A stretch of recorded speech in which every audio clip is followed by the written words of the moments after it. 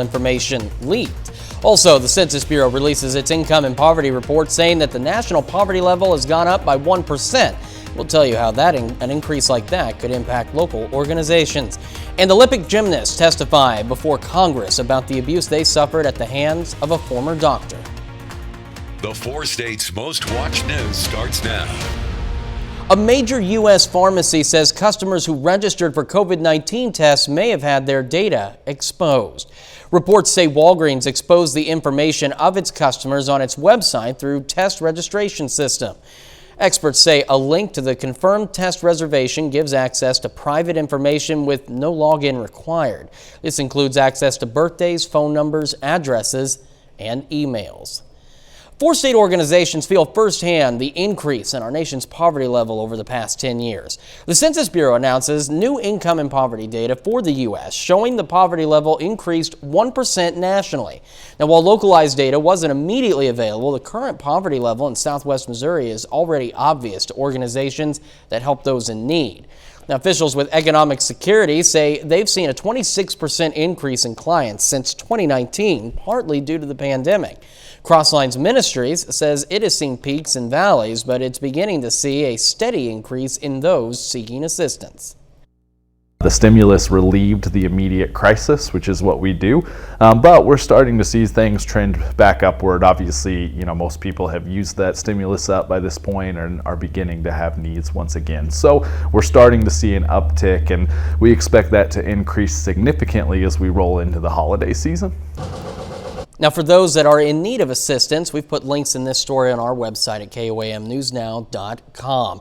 Something we don't need assistance with is the weather turning as beautiful as it's looking. Tell you what, though, got a little interesting overnight. It did. It woke me up. How much thunder and lightning? You're a weather geek like me. Come on, I love you. How much lightning and thunder did you get in your neck of the woods? Honestly, I was so tired. It woke me up, and then I just fell right back asleep. But I know it went on for a while. It is crazy, Chris. Like, we saw anywhere from an inch of rain in Joplin, but then you go up to Vernon County, just east of Nevada, 3+ inches. It seems always up to the north. They get the most rain. And now, it is. If you could target the Marmonton, the Little Marmonton, and the Osage, it's just like, Mother Nature has just decided this year it is going to abuse those rivers. You bring up a great point right there. But here as we stand at the noon hour, we've got nothing but beautiful blue skies and very comfortable temps.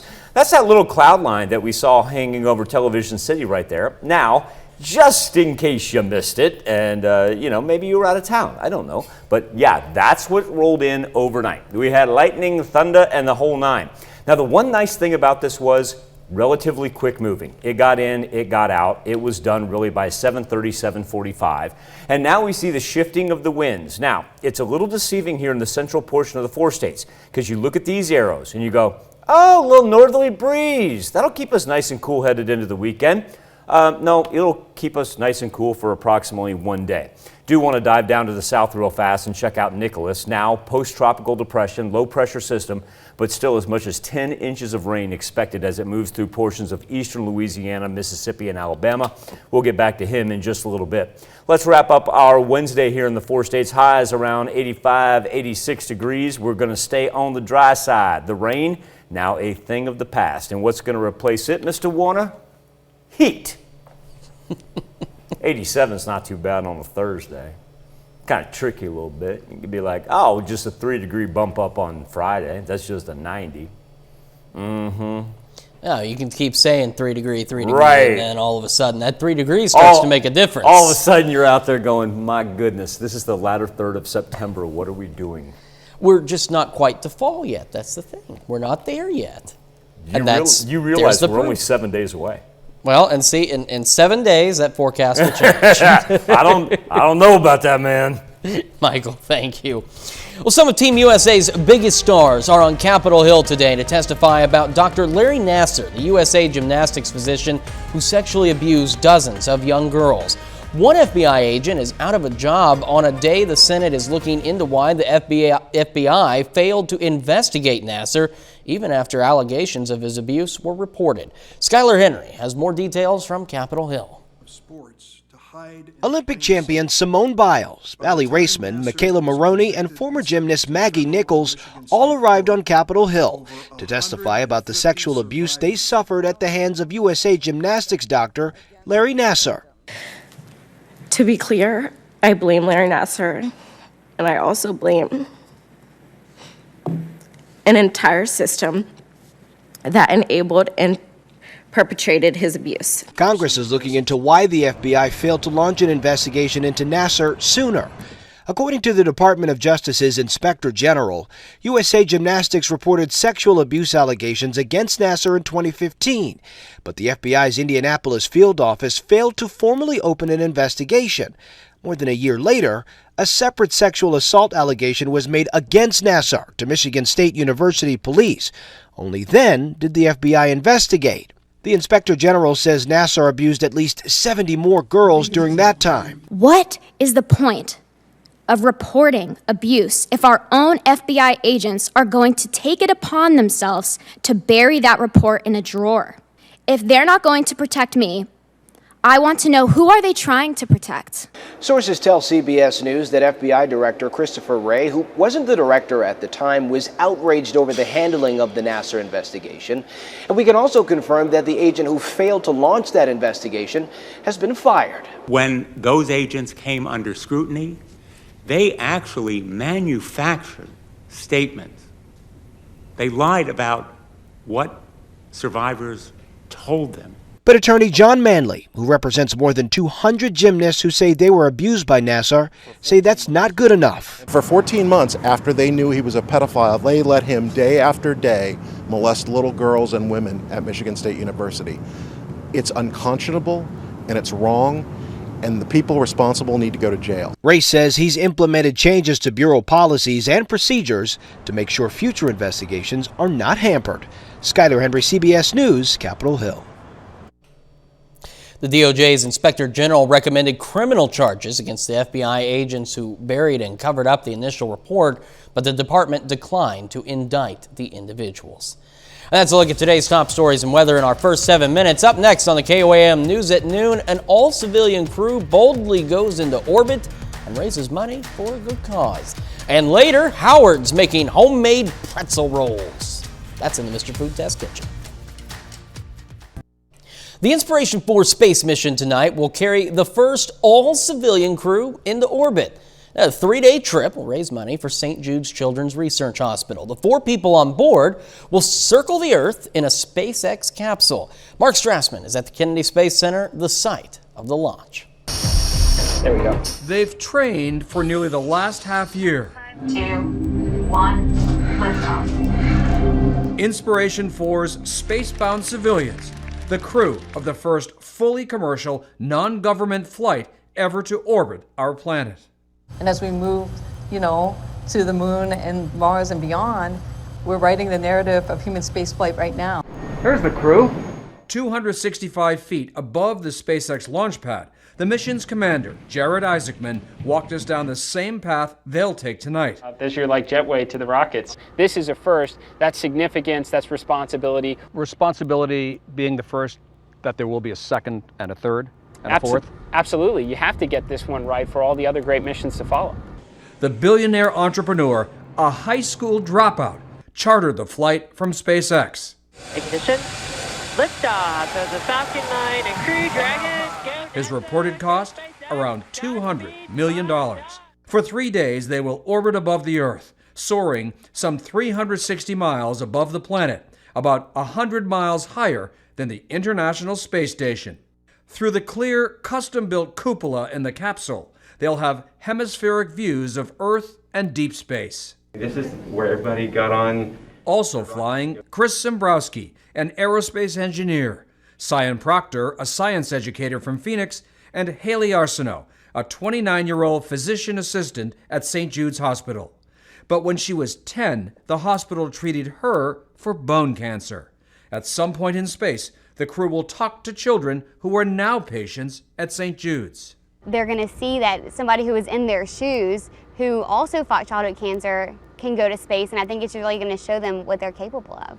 This flight's fundraising goal is $200 million for St. Jude's Hospital, and to jumpstart that, Isaacman personally kicked in $100 million. Mark Strassman, CBS News, at the Kennedy Space Center. Hey, still to come on the KOAM News at noon, Mr. Food.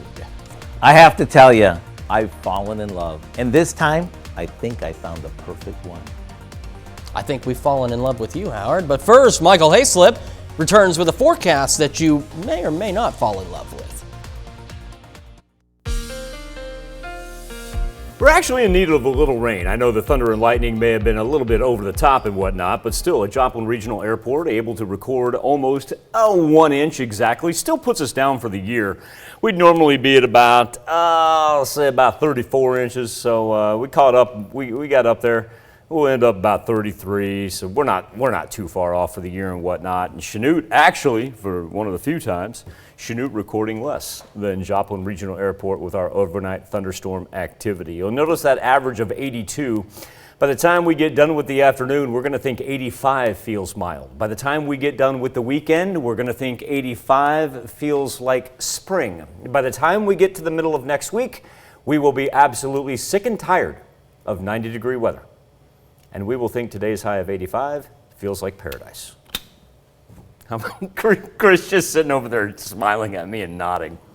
It is a gorgeous look on this Wednesday afternoon. We finally got a little peek of blue sky after that cloud cover got on us with the thunderstorm activity. But as we push everything out, it's pretty much a thing of the past. It was a fast mover. Now has already moved through the Tennessee River Valley on the other side of the Mississippi. So good news for us. Like we got to absorb a little bit. And speaking of absorbing a little bit, I have kind of been harping on what happened in Vernon County, Missouri. As we watch the accumulation numbers grow, look at this, just east of Nevada and on I-49. So you get into that yellow and green, you're talking about anywhere from, say, 1.25 inches, 1.5 inches, approaching 2 inches, up in there. But this right here in Vernon County that Chris brought up a great point earlier, it has been lambasted all spring, summer, and fall, and essentially into the fall, meteorological fall. 4.3 inches. That was the highest reading that I could find right there. 4.3 inches in eastern Vernon County. And so once again, we do not have any flood warnings that have shown up for the Osage, Little Osage, or the Marmonton as of yet. As of yet. That's what I want to stress right now. Our temperatures ranging anywhere from about 76 to 80. We've got some 80s down there to the south. Miami, Grove, Bonita chiming in. Chanute also up at 80. Joplin at 79. And let's roll 76s in Nevada and Lamar. As far as the national perspective goes, jet stream remains very, very flat, running west to east. Not a whole lot of movement. One thing you will notice, look at this right here. That cold front that pushed down on us, that's why that was a one-day thing. Those warmer temperatures have already gotten up into the upper plains. Now, let's take a dip down south because that's where we've got the remnants. We're now down to remnants of what is Nicholas, but certainly is not done as of yet because that's just your satellite right there. We throw on the radar and you're still looking at a good 10 inches of rain that has the capability to fall in between Mississippi and Alabama all the way through the Florida Panhandle. The one nice thing about this, the Texas Gulf Coast, they now have a chance to clean up. That being said, we're going to turn our attention back down to the Gulf. We've got a couple here that are popping up. They have yet to become named storms, but you look at the red portion when we put it in the old rainbow effect on the infrared satellite, and that gives you an idea that we're only in the middle of September. Remember, hurricane season does not end until the end of November. Back here in the 4 states, let's talk about our temperatures. There we go, 85, 86 this afternoon, absolutely perfect. We're done with our rain. You've got any outdoor activities? If you have any yard work you need to get done, today. Okay, you all right? Chris is shaking his head. He's like, I'm going to hold around until tomorrow. All right, you won't hold around until tomorrow? That's all right. Tomorrow's not going to be bad. It's going to be dry, 87. You're not going to notice the difference. Chris is shaking his head. Chris is like, nah, I'm going to hold off till the weekend, Michael. All right there, Warner. All right there, Warner. I don't know if I'd wait that long. Okay. If you won't roll that 94, 92 with Gulf moisture, feel about like 98, 99 in the middle of September. Something like a little endurance training. Just saying. Touche. Got to lose some weight down here, so I mean that's probably the best way to do it. Just sweat it off. Folks, the best thing to do would be either utilize this evening or tomorrow evening and get that stuff done. And endurance training. For those that are wise, utilize tonight, tomorrow. Ooh, turn around, don't drown. When it roars, go indoors. For those of you who are wise, utilize. Well played by you. Oh, goodness. Okay, well, we're going to utilize this time now to go ahead and honor today's four-state hero. Wayne Vaca served as a fireman first class in the U.S. Navy from 1945 to 46 and later served as a corporal in the U.S. Marines from 52 to 54. Vaca earned a World War II Victory Medal and a National Defense Service Medal. His hometown, Liberal, Missouri. And we thank you, Wayne Vaca, our four-state hero. Well, hey, it may not be springtime, and that's evident by the temperatures, but you know what? Love is definitely in the air. Howard lost his heart, and for good reason, to some homemade pretzel rolls. And they are so good, you may just fall in love with them too, today at the Mr. Food Test Kitchen. Over the last couple of years, I've fallen in love with pretzel rolls. It only makes sense since I love pretzels and I love rolls. You know, you don't get a body like this by eating lettuce wraps. The problem is they're not always easy to find. So rather than searching for them or waiting until they happen to be back in stock, we came up with a shortcut way to make them that's super easy and amazingly good. We start by whacking a can of refrigerated biscuits on the counter. After separating them, we roll them into balls. Then we score the top of each ball with an X. You want to make sure you don't cut it too deep though. Now, we simmer these in a pot of boiling water that we've added some baking soda to. You see, simmering these in the boiling water will give our rolls a pretzel-like crust. Then we place them on a baking sheet with the X up. Brush them with a beaten egg and sprinkle on some salt. Once they're baked, what we end up with is the most incredible fresh-tasting roll ever. They're great as is or slathered with lots of butter. You can even use them to make a tasty Bavarian-style sandwich. To get the recipe for our homemade pretzel rolls, all you have to do is visit our website. I know you'll be glad you did. I'm Howard with Kelly in the Mr. Food Test Kitchen, where today we found a better than store-bought way for you to say, ooh, it's so good. Hey, guess what? In addition to their website, you can find this recipe along with more recipes on our website. That's KOAMnewsnow.com. Now we're going to take a quick look at four-state market prices.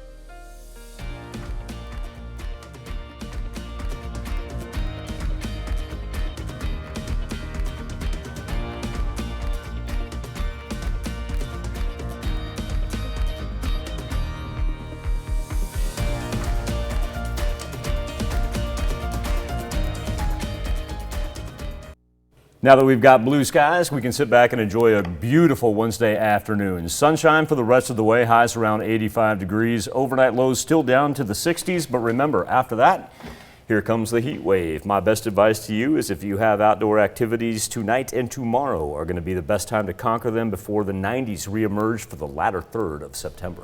Still not too bad, I guess, for right now anyway. I tell you what, Chris, I looked at that average high. It should be 82 degrees. We're getting there. We're looking at 85, being like, that seems mild. We're getting there progressively. Something else we're getting to, KOAM News at 5. Dow Quick joining us. Yeah, 5 authorities are warning about a scam targeting seniors. The scammers prey on people concerned about their health and Medicare coverage. We're going to hear from the Federal Trade Commission about what you can do if you receive a call. Plus, a Freeman Hospital cardiologist discusses recovering COVID patients who develop heart issues.